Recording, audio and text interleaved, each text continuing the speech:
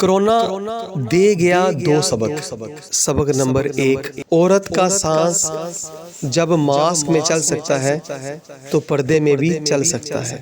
سبق نمبر 2، تمام تر تجارتی، صنعتی، حکومتی اور پرائیویٹ ادارے جب 3 ماہ بند رہ سکتے ہیں تو نماز کے لیے بھی 5 منٹ بند کیے جا سکتے ہیں۔ عورت یا تو خاوند کے پاس محفوظ ہوتی ہے یا پھر قبر میں۔ باپردہ عورت یقیناً اللہ کا خوف رکھتی ہے اور عذاب جہنم سے پناہ چاہتی ہے۔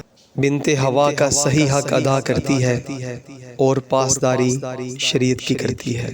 باپردہ عورت معاشرے کی جملہ برائیوں سے خود بھی اور اپنی اہل و عیال کو بھی محفوظ رکھتی ہے۔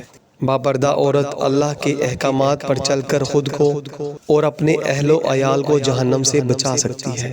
باپردہ عورت اپنے گھر کو جنت کا نہ صرف عملی نمونہ بنا دیتی ہے بلکہ جنت کی راہ پر چل نکلتی ہے۔ بے پردہ عورت قتل و غارت کاری کا نہ صرف باعث بنتی ہے بلکہ اسلام کے روشن چہرے پر بدنما داغ ہے۔ بے پردہ عورت نامحرم سے جب آنکھ ملاتی ہے تو شرم و حیا کی دیواریں گر جاتی ہیں۔ بے پردہ عورت نہ صرف خود دین سے عاری ہوتی ہے بلکہ نسلوں کی تباہی کا باعث بنتی ہے۔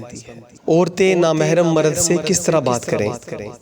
اللہ تعالیٰ قرآن مجید میں سورۃ الاحزاب میں فرماتے ہیں، اگر تم پرہیزگار رہنا چاہتی ہو تو کسی اجنبی شخص سے بات کرنے میں نرمی اختیار نہ کیا کرو، یعنی اس کے ساتھ نرمی سے بات نہ کیا کرو۔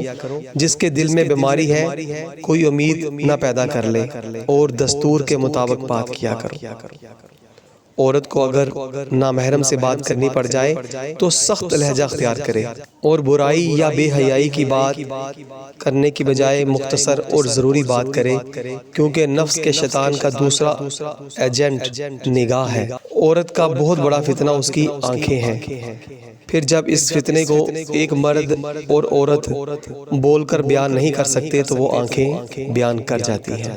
جو عورت ننگے سر گھر سے باہر جائے اور غیر مردوں کی نظر اس عورت پہ پڑ جائے تو اس عورت کے ساتھ 3 آدمی بھی جہنم میں جائیں گے، اس کا باپ، اس کا بھائی، اس کا شوہر۔ عورت پردہ ہے۔ حدیث مبارکہ کا مفہوم ہے عورت پردہ ہے۔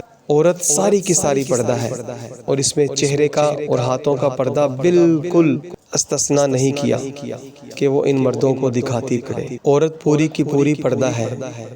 عورت کا چہرہ چھپانا جسم چھپانے کے زیادہ ضروری ہے، کیونکہ پورا جسم تو مرد بھی چھپاتے ہیں۔